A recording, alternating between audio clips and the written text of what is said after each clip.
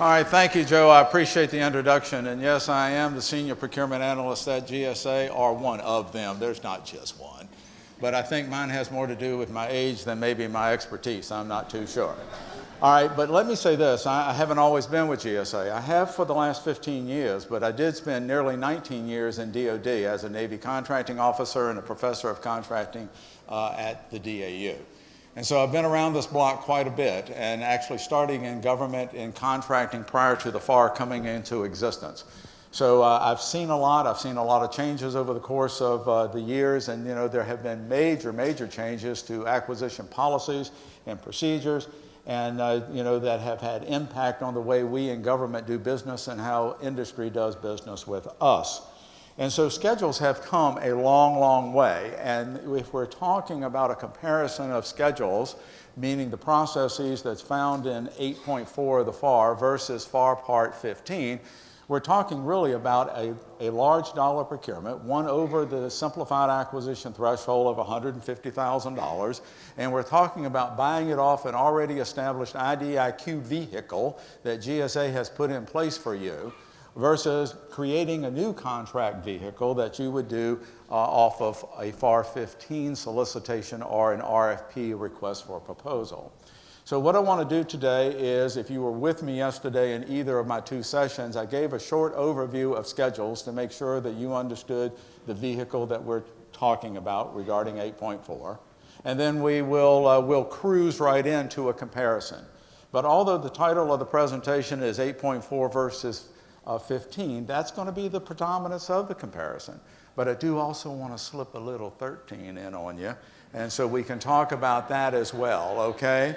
Because you know what? When you think about methodologies of procurement, I made this statement before. We think about 12 is for commercial application. We think 13 for simplified acquisition, 14 for sealed bidding, and 15 for commercial or non-commercial, large dollar above the 150 threshold negotiated type procurements.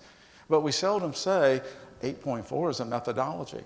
And I'm not sure that technically the legal folks would say that it's a methodology, but to me it is. If you're using a part of FAR to describe how to acquire, how to buy, how to procure, then you're looking at a method of procurement. Of course, in this instance, we're talking about against an already established IDIQ contract. So let's talk about it. These courses are, this particular topic is up in a little more detail than we're getting today on the DAU portal. And so if you have access to that portal as a government employee, you can take that course for 2 CLPs if you're so inclined. It is endorsed by the Federal Acquisition Institute and DAU. And so our goal today is to kind of give that mini overview of the MES program, if you will, comparing 8.4 to 15 with a little 13 slipped in. All right, and then we'll talk about procedures and so forth between the two, and talk about restrictions as well. Because in the world of one versus another, we really do have some restrictions that would make it almost mandatory for you to use the opposite vehicle just because you can't make it work for you. All right, and so in talking about this, what is a multiple award schedule? I think I hit the slide clicker a couple of times. It is for commercial products and services and solutions. And so, gosh, Tommy, yeah, I know what a product is or a supply type item versus a service. We talk about task and delivery order contracting, and we just really differentiate between task and delivery order contracting as to whether we're buying a supply type item versus ordering a task or a service to be done. But what's that solution thing? Well, if you were with me yesterday, we talked about something called contractor team arrangements in the GSA schedule arena. And of course, you can physically have an order that would include a vendor from various schedules because one schedule would not meet your need. And so in other words, if your market research actually says, hey, schedules is a viable methodology for me, but to get what I need a vendor off of Schedule A, one off of B, and one off of C to make this work, that is a possibility. Because if you can separate those, the level of effort that the vendors are going to give, you could probably do it through that contractor team arrangement. All right, we talk about schedules being referred to as the GSA Multiple Award Schedules Program. We in GSA refer to the MAS program, as in the acronym MAS, meaning Multiple Award Schedules. I refer to the program as schedules, and every time I'm sending an email or talking about it in a written text, I will clearly use a capital S, because schedules to me represents the program in and of itself. The FAR then will speak to the schedules program, but it will also talk about the federal supply schedules program. So look, we're not talking about multiple programs, we're just talking about one. All right, and so that one is managed by GSA, and we do that in conjunction with the VA. All right, and so we're talking about standing solicitation and FedBiz Ops for the vendors to come in. In other words, if you're using it, if you're a government person and you're using the schedules program for your agency to meet a requirement, you're not going to use FedBiz Ops. You never, on the pre-award side of a schedules buy, use FedBiz Ops as an announcement tool. All right, it's not an option. You don't do it. Now, what's a little different, to be quite frank with you, is that there is one exception to that rule. And that one exception has to do is if you're using schedules sole source, legitimate sole source. And there's a vehicle called an LSJ, a limited source justification for the schedules to use for sole source and brand name. But if you're doing the sole source deal through the schedules buy, you would be required, or you will be required, to post a notice after the buy in FedBiz Ops. Within 14 days of the buy, you have to post a notice in FedBiz Ops that you did the buy sole source, and you have to post the LSJ information in that notice, and it has to be in FedBiz Ops for 30 days. That's the only instance ever that you would have use of FedBiz Ops if your decision is that I'm going to meet my requirement through schedules. Now, we at GSA, our contracting officers award these scheduled vehicles using the procedures at FAR Part 12. Your knowledge of FAR, understanding that 12 is a methodology for commercial procurement, large dollar commercial procurement. So it's only practical that when we award those IDIQs at the contract level, that we award them using FAR Part 12. Now, we do award them at the contract level, and physically speaking, GSA actually owns these vehicles. They are our contracts. We manage them. We administer them. You know, we have oversight for them. But you, as a user, if you're a federal agency, you use them at what we refer to as the customer or the user level. And so you have access to them as if they were your own. You know, in fact, we encourage you to be just self-riding in regards to the use of these vehicles. And we don't want to be in your business. All right, to be quite frank with you, we got enough business of our own. All right, and so but we are there to help. In fact, there's a network of people referred to as customer service directors. Joe, who introduced me, is a customer service director here in the Huntsville area.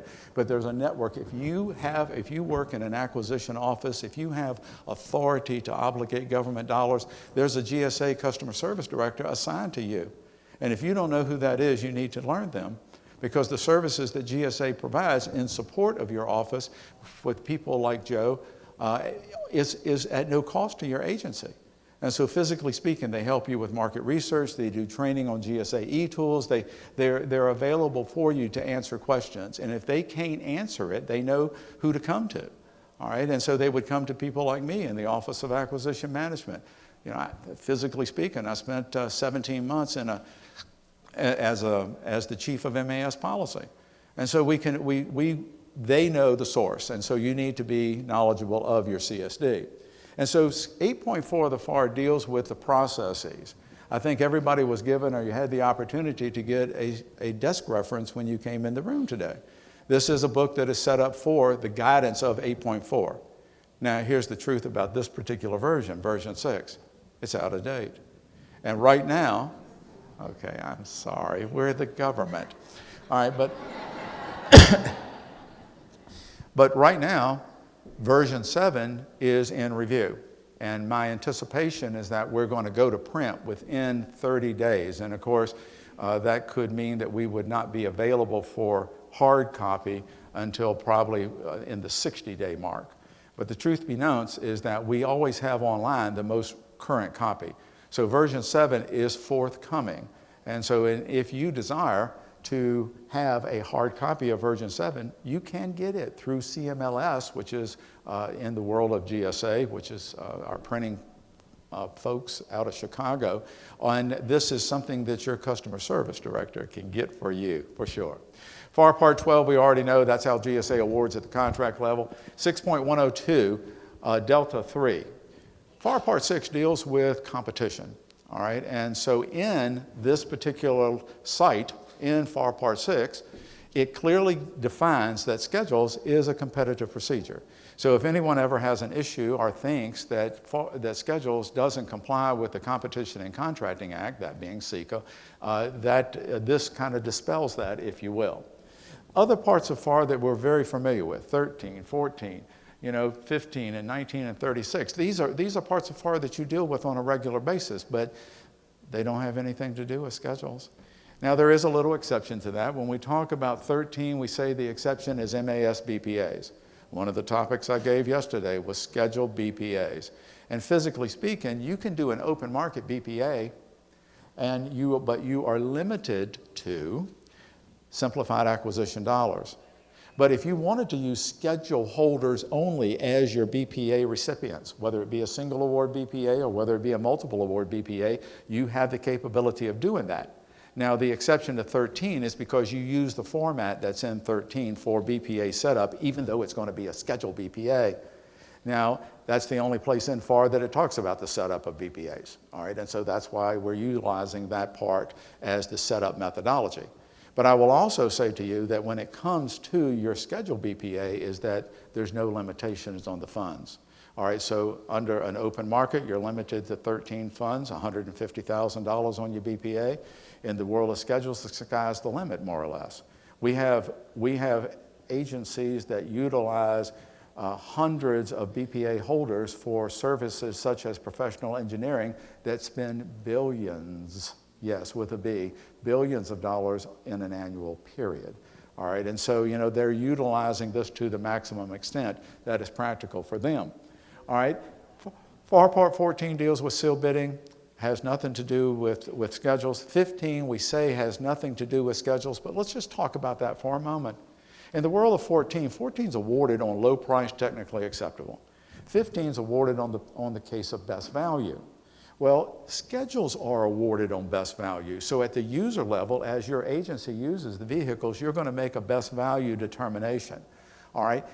But since schedules are for commercial, it is probably a very true statement that in the world of commercial salient characteristics, manufacturer to manufacturer, that if we're talking about a commercial buy for product especially, we can say that low price technically acceptable probably is going to win out more than some other type of element.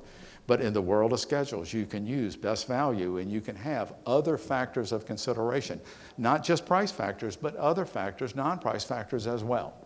All right, 19 deals with small business. This afternoon, I'm teaching a session on schedules and small business set-asides, which has only been allowed since November of 2011.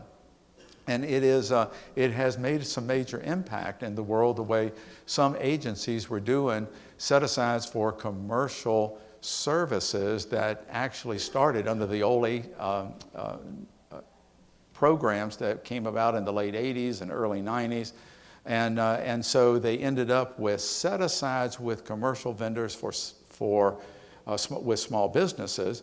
And now they could not use schedules for their recompetes because they couldn't be guaranteed to get a small business. Now in the world of schedules, you can. And so we can talk about that later this afternoon. But it says 19 doesn't apply. Well, Tommy, you just said you could do a small business set-aside. Why wouldn't 19 apply? The fact is that the procedures of 19 in doing set-asides is not applicable to schedules. And in 19, it says if your set-aside is going to be off of a GSA schedule, use the procedures in 8.405. All right, and so 19 directs you back to 8.405 for set-asides if that's what your goal is.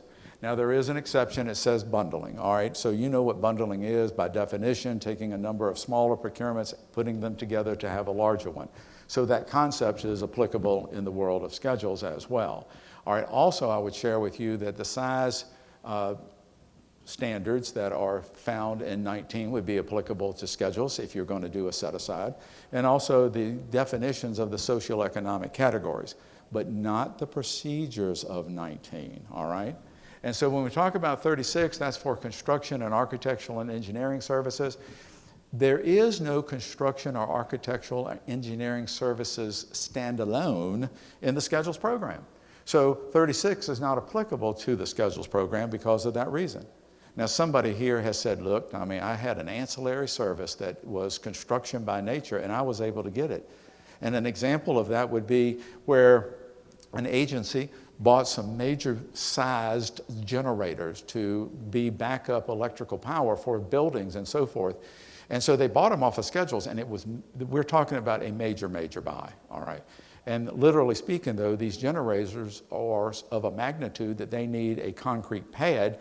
And I read the spec on a few of them, and some of them require concrete pad with a 36-inch deep footer, all right? We're talking major pad here, all right? But that's construction by nature. But because it was ancillary to the requirement, the generators were the requirement, they were able to get that construction off of Schedule 56 to be done ancillary because it needed to be done because it was, and it could be done through the schedules program as a part of the order, but not the main purpose of the order, if you will. All right, and so Part 7, Part 10, you know, in the world of government contracting, we physically, you know, we're going to always do those things. We're going to have an acquisition plan. In the world of schedules, the more money you spend, the more complex your requirement, the more complex your acquisition plan will be. Same is true in the world of FAR Part 13 and 15. 13 acquisition plans are pretty minor. But when you get to 15 and you're above the simplified acquisition threshold of $150,000, we become a little more complex and complete, if you will, within the descriptions that we have in our acquisition plan. The market research that we do will kind of roll our acquisition plan in a particular direction. I always say that market research is that function that's going to make a decision for you of whether schedules is even viable. You know, in the world of government, we spend $530 billion, give or take, on an annual basis in the open market. About $250 billion of that is bought through IDIQ type contracts. And so schedules is, depending on the stats that you read, it was at one point a $50 billion program. Spending is down in government. The war effort is not as major as it has been in the last 10 years or so. And so we're somewhere in the 40 billion, give or take, arena now on an annual basis through schedules. So what I'm saying is that of all of government, all IDIQ type contracting, schedules is about 20% of it. And so it is a major role, you know, in the world we do business. 17.5 deals with interagency acquisitions. And in 17.5, it says that if you are going to do a procurement utilizing another agency's contract vehicle, and it's above $500,000, $500,000, then you need to document your contract file accordingly. You know, and so you can write that as, I've heard people call it a mini business case. I've heard people refer to it as a DNF, a determination and findings. It's not a complex document to write, really a number of sentences that just describes your situation and that your market research has shown that schedules is the viable way to go. Protest, 33.1. Yes, unfortunately, schedules can be protested. But, you know, coming out of a policy shop, I will tell you that we look at a lot of statistics, and the statistics of the volume of protest against the volume of FAR 15 buys is a higher percentage than the volume of protest against the volume of schedule buys. And so we have our protest, we do. And agencies, the biggest protest issue that agency sees is where the agency at the user level actually mixes their methodologies. They'll mix processes from FAR 15 to a FAR 8.4 buy, and so the contractors do become a little bit confused in that regard. And so, you know, is it a 15, is it a 8.4? Really, they should ask that question, you know, before they make that presumption, I would say. But the deal is that that's the biggest cause of protest that we see. Second cause is scope issues, whether the requirement is really within scope of the schedules. And then there's what we refer to as other direct cost or open market items predominantly being an issue when it comes to protest. 37.6 deals with performance-based contracting. You know what that is. As opposed to your statement of work being pretty standard, we're talking about a performance statement of work, where we, the government, tell this is what the end result is that we desire to see. And so we want you, Mr. or Ms. Contractor, to give us a technical approach on how you will solve our problem and make it go away. All right, so in the world of 15, we would say the contractor is going to give us a technical proposal. But to keep things in terminology so we understand where we are in the FAR, I would say that under an 8.4, we call it a technical approach. What's the difference, Tommy? There is no difference. You know, the contractor's responding to the performance-based statement of work that we've issued. They're giving us their way. They're going to meet our need at this point. We're just using terminology to keep it within the wheelhouse of the part of FAR that we're functioning in. 39 deals with, or FAR 39 deals with the acquisition of information technology. Schedule 70, which is IT, product and service, physically and associated functions, has over 5,000 vendors. It has more vendors than any other schedule that we have. And so there is a lot of IT being bought off schedule. GSA also is one of 4 agencies that offer a GWAC. All right, Army offers one, NIH has one, and NASA has one. And along with GSA, any agency can use any of those other agencies' GWAC vehicle. All right, and so since GSA has one, we're embedded in IT there. There's another method in GSA referred to as global supply, which is a warehousing program that it kind of mirrors the DLA program, where DLA buys military-specific items and has them available for the military units, and physically those units can requisition from DLA for those items that they need, and the requisition doesn't constitute a contract action. And so in GSA, we have what we call global supply, where we have commercial items available for you to requisition from us through the catalog. The catalog's online. It's also still printed in hard copy if you desire that. But the deal is that you can requisition, and the point here is that there is IT product available in that, along with many other items as well. So in GSA, in the Federal Acquisition Service, schedules is not the only thing that we actually do as far as contract vehicles to support other agencies. All right, so let's quickly, since we're primarily talking about 8.4 versus 15, let's quickly do kind of a comparison of if this was an 8.4 buy above $150,000 versus one under 15. With 15, very process-oriented, you're going to have a SSEB, Source Selection Evaluation Board. And it's going to have a source selection authority, an SSA. There's going to be physically, there's going to be technical, there's going to be contracting, there's going to be financial, there's going to be legal, there's going to be a number of folks that are represented on that board. They meet a number of times. They're going to look at the statement of work. They've got function to do in the processes. In the world of schedules, there's nothing in FAR that says you can't use an SSEB, but Tommy doesn't know why you would want to. If there's not a necessity to do one, and I'm buying commercial anyway, why would I go to that extra step to prolong the procurement if I can get away with not doing it? All right, you issue the solicitation for 30 days. Oh, why? Because unless you're taking exception to SECA, that's the rule. So under a FAR 15 buy, physically your RFP must be public 30 days. And there's another bullet down here that reemphasizes something I said earlier about synopsizing the requirement in FedBizOps. FAR Part 5 deals with synopsis, and if you're above 25,000, unless you're taking an exception to synopsis, you're going to have to synopsize prior to issuing that RFP for 30 days. So we're talking about a 2-week synopsis period, a 30-day solicitation time. We're looking at about 6 weeks or 45 days, give or take, to be able to make this be a point in the acquisition processes where you would have your proposals ready to evaluate. That same procurement, if it's commercial by nature, no synopsis, and you could issue your RFQ using GSA eBuy as a methodology, an electronic RFQ tool, for as short as 48 hours. 48 hours. There's a lot of that at year end. Are you with me? All right.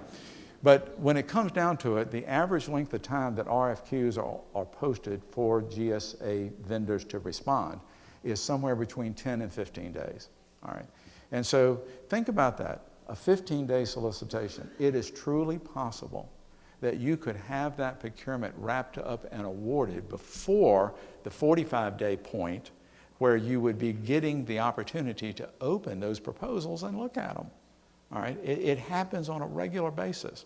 All right, and frequently we support, and our CSD community supports vendors and the contracting community of government in those processes and how to do that, if you will. All right, and so when we talk about conducting a competition by seeking contractors outside, your market research is going to definitize whether what you need to buy is commercial by nature or not. If it is commercial by nature, then GSA schedules may be a possibility. I'm not foolish enough to stand here and try to tell you that for every commercial purchase that you've got, that schedules is the tool. I'm going to tell you that it's a good chance. And that's when you need to look to see, once you've made the determination that it is commercial, what you're buying, whether schedules can even offer it, and take a look and see. All right, and so when we talk about making certain that we're in the right part of FAR, there's terms that we use. We talk about discussions. In FAR Part 15, there's an explanation of the difference between discussions and clarifications. All right, are you with me? All right, and so when we speak about that, we don't talk discussions and schedules, but we have open communication with our vendors. You have a capability of talking with them during the solicitation period so that you and they, have an understanding in what it is the government needs and how it's going to work. But there are some terminologies that are pertinent to 15, that being debriefings, whether they be pre or post-award. And then there's the aspect of a competitive range, which is also relevant, if you will, to the concept of debriefs.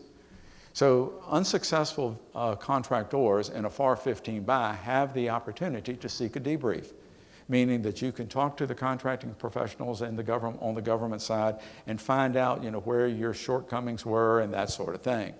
If they have set a competitive range and you're not in it, contractors, then you have the opportunity for the pre-award debrief.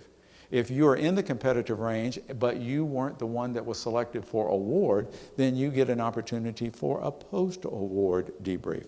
There are timelines that are involved, and obviously the vendors, you must adhere to those timelines.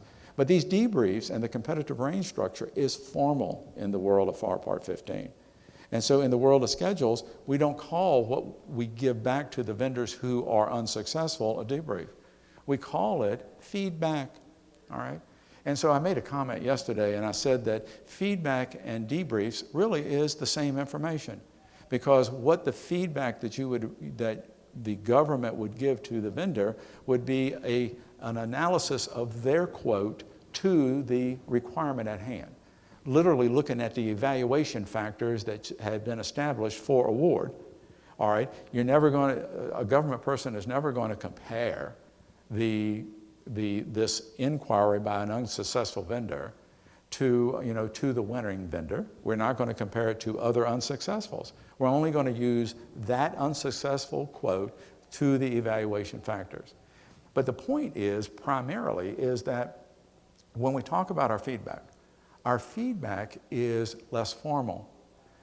A contracting officer in government can give feedback on a GSA buy to an unsuccessful over the telephone. All right, we can do that. We just document our contract file as to what the talk was all about, if you will. And so we don't do competitive range, but let's talk about that for a moment.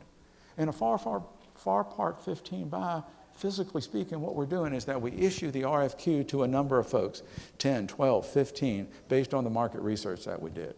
Hopefully we got 10, 12, or 15 proposals back in. And so we're required to look at every proposal that we get under the FAR 15 rules. So we look at them and then we narrow it down. And we say these 3, these 4, maybe even these 5 have the most reasonable expectation of winning the award. So then the others are set aside. They get notice that they have not met our competitive range of the 3, 4, or 5 that we're talking about. All right, and so then we end up making a selection and we go forward. But in the world of schedules, we do the same thing. You issue the RFQ to 10, 12, or 15. You get 10, 12, or 15 quotes back in. We look at them all because we're required to, and then we set these 3, these 4, these 5 as having the most reasonable expectation of winning the award. All right? What did we do? We call it a down select. Now, it's just terminology, but you know, when we talk about processes in 15 versus 8.4, we want to separate the processes to eliminate the possibility of a protest. So it is very similar.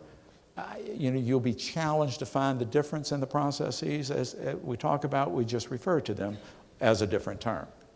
All right, and so mentioned it before that you're either in the program or not. Based on your market research, if you find that schedules is viable and you're going to issue an RFQ, you're not going to also issue an RFP and include the commercial side. You're either on the commercial side in regards to a FAR 15 buy or you're in 8.4. All right, and then we've said this a number of times, there's no synopsis in FedBizOps, with the only exception being that if you have a limited source justification for a sole source buy in schedules, you do that post-award notice in FedBizOps. And that is all expressed in 8.405G. But there is in FAR Part 5. FAR Part 5 has exceptions to synopsis. And number 11, under the exception site in 5, it actually says that you don't synopsize requirements that were previously synopsized as a contract action. And so think about it. GSA at the contract level has those solicitations that are standing in FedBizOps. They run continually. Contractors can come in to this program at any time. You're at the user level. Your RFQ is to issue a task or a delivery order against this already established contract vehicle. So it's clear within the FAR that that's true. Ordering procedures under schedule are pretty straightforward depending upon what you're buying. If you're buying a supply type item or a service that doesn't require a statement of work, the rules are here, 8.405-1. And we speak about, if you will, below micro being $3,500, you just pick a vendor and make the award. It says to distribute, and that is meant to mean that physically if you have multiple requirements that are under that particular schedule, you don't want to just set yourself with the same vendor repeatedly, because you do want to give fair opportunity to those other vendors on there. You don't want to have an appearance of any impropriety or relationship with any particular vendor. Micro, above 35, but under simplified acquisition, survey at least 3 contractors documenting your contract file. That survey can be by telephone, or it could be through an email campaign. It could be a number of methodologies, if you will. The LSJ, if it's applicable, and you determine if a price reduction should be sought. Not mandated under simplified acquisition, but above 150K, you are mandated to ask for a price reduction. All right, and so when we talk about that, that's pretty important. Make a best value determination. Above 150, you develop an RFQ, you're going to issue it to a minimum of 3. The goal is to get 3 quotes. Now, there's a major slide in this presentation that talks about the aspect of fair notice in the world of schedules. And so there needs to be fair notice given to those scheduled vendors that are on that particular schedule and possibly that particular SIN, special item number, under that schedule. And so e-buy has been determined, and it is stated in the FAR that if you use e-buy as your solicitation tool, you post your RFQ on that tool. And let's say, for example, that under this particular schedule and special item number, there's 300 vendors. And your market research gave you 10 or 12 or 15, and you went ahead and sent the RFQ to those. It is true that the rest of those vendors under that particular special item number can see it. They can see it if they look. And so I have government people telling me all the time, I'm not going to use e-buy because I'm afraid if I do that I'm going to have so many quotes that it's just going to make, this is going to be a very laborious processes in making this GSA buy. But the truth is that it doesn't happen. Physically speaking, you don't get, but about the average number is 3.3 quotes from an e-buy notification. I'm the core on a support contract right now. And when we looked at the vendors that were under the 2 cents under the MOBA schedule, there were 1,326. Now, I know there's 1,326 because we divided it between 3 people and we looked at every single one of them. And then we came with a short list of 15. And I said to the contracting officer, issue the RFQ to these 15. And she came back to me the next day and she said, Tommy, I got your RFQ posted. I said, great. She goes, I made a mistake. I said, what was that? She said, I checked the all box. So the RFQ went to all 1,315, and suddenly my heart sank, and I thought, I'm going to have so many quotes I'm going to have to evaluate. Do you know how many we got? 10. But the 10 were in the 15 based on the market research. So 5 that I had researched and thought would be good fit didn't even respond. All right? And of the 1,326, we only heard from 120 odd vendors. Most of them sent a notice that said, we're not interested, thanks for considering. The rest didn't respond at all. And I thought to myself, now I'm mad. Why, we sent you an RFQ and you didn't even respond, there's an element here to the vendor community that you're in the program, and if the government has a requirement and we send you an RFQ, we're looking for you to give us some feedback, all right, and so forth. But anyway, of the 10, they were in my original 15. We ended up doing a down select to 6, and then we ended up making an award. It worked out really, really perfectly, if you will. It was one of those types of requirements that you hope is reviewed by a PMR team or the IG, all right, because all our due diligence was there. All right, and so you would seek a price reduction because you're over 150. You can't place these orders orally, and you're going to make a best value determination for the award. Now, 8.405-2 speaks about ordering procedures if you have a service that has a statement of work, and the preferred statement of work type is performance-based. Below micro, same rule, just pick a vendor and award. Micro to simplified acquisition, create a statement of work with evaluation criteria. You're looking to survey or issue the RFQ to a minimum of 3 vendors. The goal is to get 3 quotes. LSJ, if it's applicable, distribute it, make a best value determination. But if you're above 150, again, the RFQ has to be issued with evaluation criteria, and the e-buy rule is the same. And so if you fail to get 3 quotes and you use GSA e-buy, but you got 1 or you got 2, and from those 2 you could actually make an award, you have the capability of doing so. Because if I didn't explain this previously on the slide that we just left, what the FAR is indicating clearly is that e-buy meets fair notice because those vendors, all 300 of them that we were just talking about, can see it. All right, and so since they can see it, they have the capability, then fair notice has been met, and so you can go ahead and make the award. Now, I'll take a stop here and say there are some agencies that have a little more stringent guidance on that and say that, look, FAR may say that, but we want 3 quotes in our contract file above $150,000. And so GSA doesn't get into your agency's specifics when it comes to adding a little bit to the rules and making it a little more stringent. In the rule of agencies supplementing FAR guidance, think about your agency supplement to the FAR. Physically speaking, the agency can be more stringent, but they can't take away from the impact that the FAR has, or the intention of the FAR, if you will. So LSJ, if it's applicable, seek a price reduction, best value determination. But your overall price reasonableness has to do with the level of effort and the category of labors that you have. And so when you're using services that have different categories of labor, and let's say that there are 4 categories and you've got pricing based on an hourly rate for each of those 4 categories, you need to look at what the contractors are quoting in regards to how much labor are they physically going to do in each category, and compare that to the independent government estimate.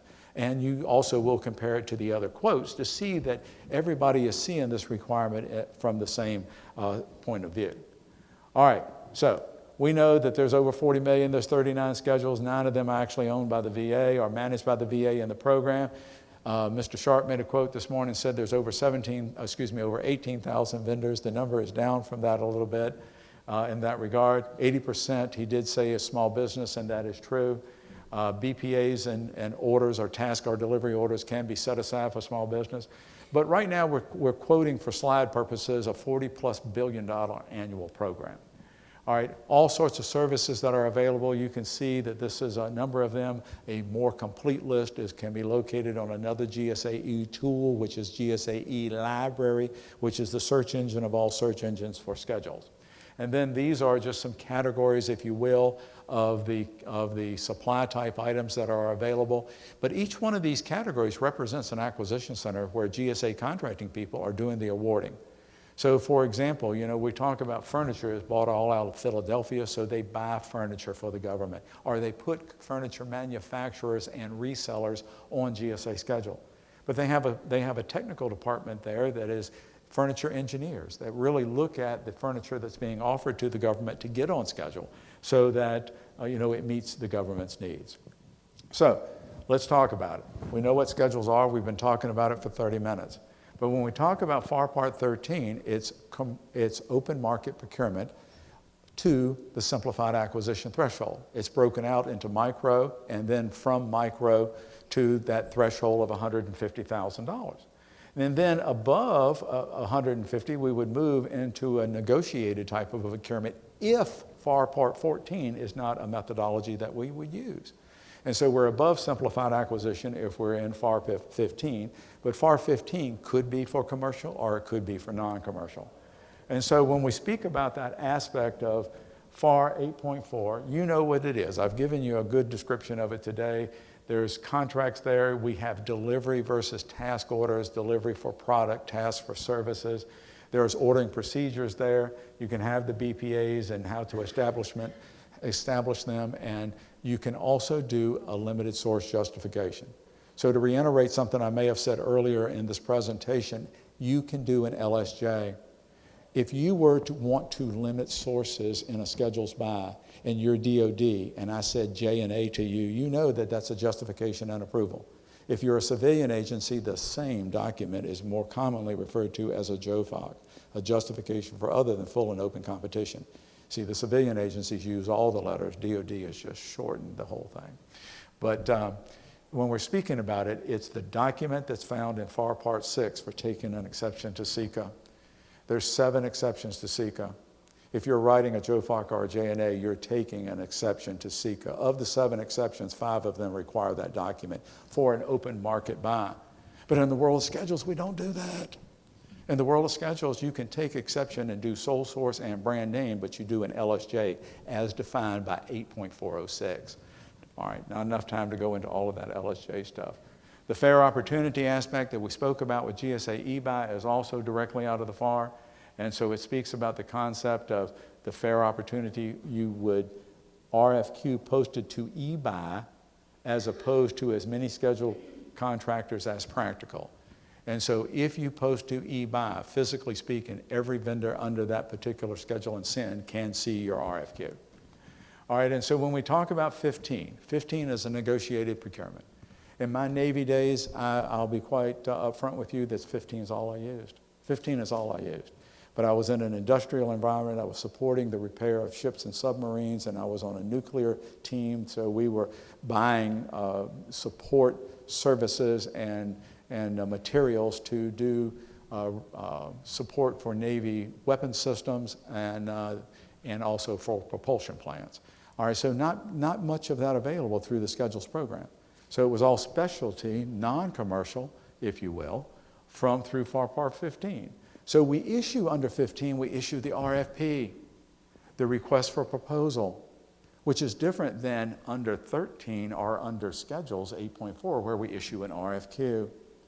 In the world of government, a proposal is an offer that the government can accept without any further discussion with the submitter of that, and that we can accept it with the stroke of a pen by a warranted contracting officer. All right, but under the rules of FAR, whether you're under 13 or whether you're under 8.4, a quote is not an offer. It's not considered an offer. It's physically considered information. And so what has to happen is that the user agency has to create another document, and we have to create a document, most likely a purchase order or something similar, where we go back to the vendor who gave us their quote, who gave us information that we evaluated, and now we want to have this relationship with them with this task or delivery order. All right, and so proper terminology puts you in an arena. I can share about FAR Part 14. You issue an IFB, an invitation for bid. And in Tommy's point of view, the bid is the most misused word in the world of government, because we say I've got to make my bids today. I've got to review the bids. The bids are due on Friday, blah, blah, blah. But if you talk to me and you say bids, I want to have a game of 20 questions with you, because I want to know, are we talking about the processes of 14 and an IFB? Or are we really talking about an RFP or an RFQ, and you're just calling the proposal or the quote a bid? All right, and so there is an element here of connotation in the terms that we actually speak about. All right, so there's rules for soliciting and all of that, and the cost versus technical trade-offs, pricing rules that are defined. I would say to you that GSA schedules have pricing that are based on what-ifs. So vendors who price, they have got every what-if tied in there. But when you, at the user level, customize your RFQ, you're physically going to end up, if you will, with a package that is going to be discounted off of that scheduled price. Vendors can never raise their price, but they can always discount. All right, some comparison, if you will, between 8.4 and 13 and 15. You know, we know the dollar thresholds already, significant number and quantity of sources already there. You're going to have to find your sources under 13 and 15. The terms and conditions at the contract level are available to you under 8.4. You can add terms and conditions at the schedule order level, but you can't add a term or conditions that will conflict with those we have at the contract level. Under FAR Part 13, if you're above micro, 3,500, but under 150, that is a total small business set aside for businesses. All right, total small business set aside in that dollar range for government. Now, the deal is that if you're under a schedule buy and you're above micro, but you're under 150, that does not apply. And so you could, in that dollar range, actually buy from an other than small. Under FAR Part 15, you can do cost type contracting. And truthful known, there is no cost type contracting in the schedule world. All right, and so there is an element there of a larger variation of contract types in the world of FAR Part 15. Listen, FAR Part 7 deals with acquisition planning. We've already mentioned the fact that your plan is going to be commensurate with the complexity of your requirement and also the dollar value of your requirement, so we'll leave that there.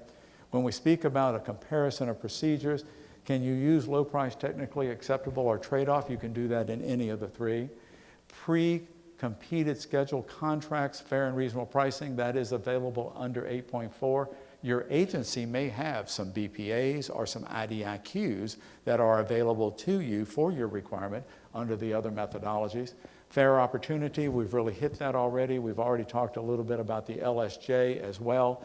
It is here that is applicable under 8.4, but under 13 and 15, you would have to utilize whatever is appropriate through FAR Part 6 on competition. And then under the 15, that's where the JOFOC or the JNA would come in if you're taking an exception to SECA. All right, commercial items and products and services, that's all schedules are. That is the deal under 13 with some addition for some construction projects above $2,000. And then, of course, under 15, you can do commercial and non-commercial. We're talking about a solicitation. We've already spoke about those. RFQs under schedules and under FAR 13, RFPs under 15. May require consideration of factors other than price. Yes, you can use non-price factors in a schedule buy as you would in a FAR 15 buy. But under a 13 buy, you know, you're utilizing factors other than price, but typically it's going to be a low price technically acceptable. Prepare a source selection plan. You can do it under schedules, but it's not required. It may be used under FAR 13, but it is required under 15. So evaluation criteria, true for all three. Best value determination, true for all three. And when we talk about sources or how we solicit sources, the goal under schedules above simplified acquisition is to get 3 quotes. That's the goal for your competition. Under micro, you don't even have to do that. You can just select a vendor. But the goal is to get 3. Now, under 13, the contracting officer must promote competition and attempt to solicit at least 3. And then you're synopsizing in for a FAR 15 buy in FedBiz Ops with a goal to have competition, adequate competition. All right, and so when we speak about consistent with the solicitation, you better evaluate consistent with your solicitation no matter what method, or you could be opening yourself for a protest. Small business set-asides, discretionary under schedules, mandated above micro, under 150 under the rules of 13, and then what we have is the rule of 2 under under FAR Part 15. So if 2 or more vendors happen to be small that are in your market research, then it would most likely be recommended for a small business set-aside. Technical evaluation, yeah, you can use LPTA or trade-off in all 3 methodologies. Evaluation is source selection documentation. Your contract file tells a story. You need to write it in such a fashion that someone else can pick it up later and have an understanding about what you're doing, what you've done, where you're going, and so forth, and why. Ensure a vendor's quote complies with all special terms and conditions. Obviously, you're going to do that in all regards. But in the world of schedules, you have the capability of seeing the terms and conditions that GSA has with the vendor at the contract level. So physically, you can see the terms and conditions and include them in your contract file if you so desire, and to know exactly where our relationship is with them. We're going to treat everybody fairly. Debriefings are available in under 13 and 15. We call it feedback under schedules. All right, and so monitoring the performance, oh yeah, you can have a core. If you've got if it's financially responsible, you wouldn't want to have a core normally under a 13 buy because the dollars are so small. But if you're under 15 or if you have a large dollar 8.4 buy, you can have a contracting officer's representative monitor the work that's being done. Delivery and invoicing and the Prompt Payment Act and order closeout, that is the same under no matter what methodology you use. So some major differences between 8.4 and 15 has to do with this aspect of publicizing. No publicizing under 8.4, but if you're above $25,000, and of course if you're in 15, you're above 150, you're going to have to publicize unless you take an exception that is allowed in FAR Part 5. All right, and so you would normally, unless you take exception, you're going to put that post in FedBiz Ops. But in GSA, you can use eBuy, which would disseminate the information or the RFQ around. So you document your file. In 15, one of the requirements is that you have a small business subcontracting plan submitted as a part of the proposal package from vendors who are other than small. In the world of schedules, if the vendor is not small, at the contract level, GSA has already got the subcontracting plan in the package that you have available to you. So reps and certs that we understand is Section K in a uniform contract format. All of that documentation is already in the schedule contract. And then there is the determination of responsibility under FAR Part 9 rules that you would have to do under a FAR Part 15, but in schedules, it's already been done for you in that regard. All right, and so when we speak about just key points between the two, we're talking about an RFQ versus an RFP. We're talking about clarifications and communications with schedule contractors and not calling it discussions. We talk about evaluations, if you will, and so forth, but we have an element of negotiation of cost and price under 15.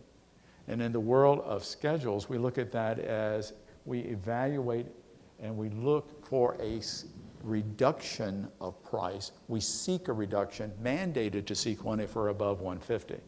19 doesn't apply for small business set-asides under schedules, 8.405 does. 19 and the rule of 2 is applicable under 15. So you can consider agency socioeconomic status. Talk about that this afternoon in the small business presentation. You can use small business size and status as an evaluation factor in schedule awards. All right. So if subcontracting plan is required, they're going to be at the contract level. All right, and so when we speak about a few more contractor teaming arrangements, not in accordance with FAR 9.6. If you were with me yesterday, you know what I'm talking about. So 9.6 under 15 allows for joint ventures where a number of businesses maybe come together and create a new entity to do business as one in a 15 buy, not the same under schedules. So simplified acquisition evaluation, where a formal SSCB under 15 task or delivery order as opposed to a contract action being awarded under a 15. Terms and conditions at the contract level for the schedule, terms and conditions in your FAR 15 solicitation become a part of the contract. And so we do feedbacks versus debriefs. All right, saving time. That's the biggest thing I can share with you today, that you have a large dollar procurement, you will save much time using a schedule if you're buying something commercial. So it streamlines the processes, it's flexible purchase item with orders and BPAs and contractor team arrangements. And then your agency will get the social economic credit. Because 80% of our vendors are small of some socioeconomic category, you will get that. Now, there's 3 e-tools. GSA Advantage, an online buying tool where government people use their credit card. I'm not going to explain that to you here. GSA eBuy is the electronic RFQ tool where government users can post their RFQ and actually make the award. They physically can send the notice to the unsuccessfuls. They have an account and they have the capability of having all of their records saved in this, as they do in GSA Advantage. eLibrary is the search engine of all search engines. In fact, I encourage small businesses that say, Tommy, how do I get a GSA schedule? How do I get into the program? Go to go to eLibrary, physically look for the nomenclature box there, put in what you want to sell to the government, and then you will go to the appropriate schedule and you'll be able to link to the FedBizOps announcement if you happen to be a vendor. So Advantage was the 15 is you can negotiate that contract type. Think about if you need a cost type contract. You can negotiate terms and conditions. You may have issued in your RFP terms and conditions that you physically can negotiate about. And then you also can, the procedures to establish the competitive range is pretty clear cut in regards to 15. Restrictions in 8.4 is the contract type element. All you're going to get in a task or a delivery order is firm fixed price, time and material, or labor hour type orders. All right, you can't modify the product or services that the contractor has at the contract level to meet your customized need. You take it as it's described, all right? And so there is really a restriction to mixing approaches. Time consuming, 15. Resource intensive, takes a lot of manpower. More prone to protest than an 8.4 buy. And then that's going to bring us to the summary where we did talk about the MAS program. We compared 8.4 to 15. And then we talked about the advantages and disadvantages of both of those methodologies. So we covered a lot of ground today. And if you're one that will download this slideshow when you go back, there are some resources that are available as far as the web is concerned. When it comes to this, there is, I was looking to see if there wasn't one that had to do with the CSDs, but if you do, gsa.gov/CSD, Customer Service Director, physically that's where you can find yours. The next to last one on this page, MAS News. We give 2 webinars a month minimal, and the webinar schedule, and they're free. Vendors and contracting folks can take them. They give CLPs, they're live, and so you physically can check the schedule out on that. And so that's information on the webinars and the courses up on the DAU portal. There's 14 trainings up there. We've already discussed the MAS desk reference, and that brings us to the end of the presentation.